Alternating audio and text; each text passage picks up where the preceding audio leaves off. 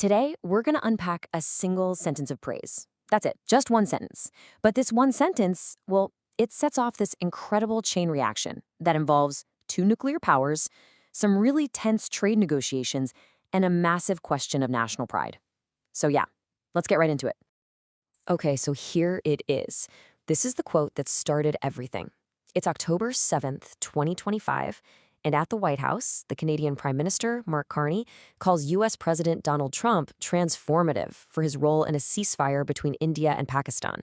Sounds great on the surface, right? But believe me, this praise did not land well with everyone. So you hear that and you think, okay, a nice compliment between allies. But no, not exactly. As soon as you start to peel back the layers here, you realize there's a much, much more complicated story going on, with some wildly different ideas about what actually happened. To really get what's happening, we have to look at the ceasefire itself. And what you find is there aren't just slightly different accounts. There are two completely different stories about how this whole thing even came about. And this is where it gets really juicy. On one hand, the U.S. story is pretty clear. President Trump was the crucial mediator, he stepped in and brought peace. But India has a completely different take. They're basically saying, hold on, we achieved this ceasefire all on our own with zero outside help.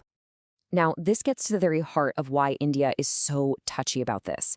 For decades, it's been a cornerstone of their foreign policy. They handle their own regional problems directly without anyone else getting involved. So for them, any hint of a third party stepping in feels like a challenge to their actual sovereignty. It's a huge deal. You see, from India's point of view, this was a national security issue, period. They say the ceasefire happened because of their own military operation, which was a direct response to a terrorist attack.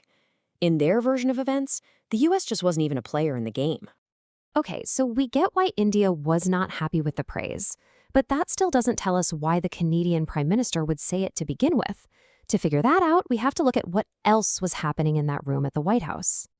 And, well, it turns out there was a lot of tension in that room. The U.S. and Canada were deep in a trade dispute over some really high tariffs. President Trump had even floated his old idea about Canada becoming the 51st state. And this was all having a real effect. Fewer Canadians were even visiting the U.S. So you have to ask the question, was this praise really about a ceasefire thousands of miles away in South Asia? Or was it a very strategic bit of flattery designed to smooth things over with Canada's biggest and, at that moment, kind of difficult trading partner? But wait, there's one more piece to this whole puzzle. To understand why this peacemaker praise sounds so jarring to so many, we need to zoom out and look at President Trump's diplomatic track record in other parts of the world.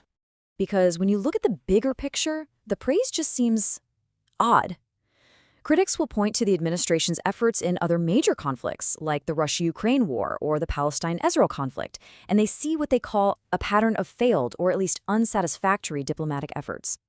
So you've got this one single instance of glowing praise for peacemaking, but it just doesn't really line up with the rest of the diplomatic report card. And, that contrast just makes the original statement even more puzzling, doesn't it? Okay, so we've looked at this from all sides now. We have the competing stories, the trade tensions, the wider global context. So what does it all mean? What's the big takeaway from all of this? Well, this one little quote has some pretty big consequences. First, it risks angering India, which is a major global power. Second, it just completely oversimplifies a really, really complex security issue. And third, it makes everyone look at Canada and wonder, what were your real motives here? Honestly, this whole thing is just a perfect reminder that when it comes to diplomacy, you always have to read between the lines. It's never just about the words being said. There's always history, there's national interests, and there's a whole lot of strategy just beneath the surface. And I guess that brings us to the one big question at the very heart of all of this. In the world of diplomacy, how do you ever tell the difference between a genuine compliment and a calculated strategic move?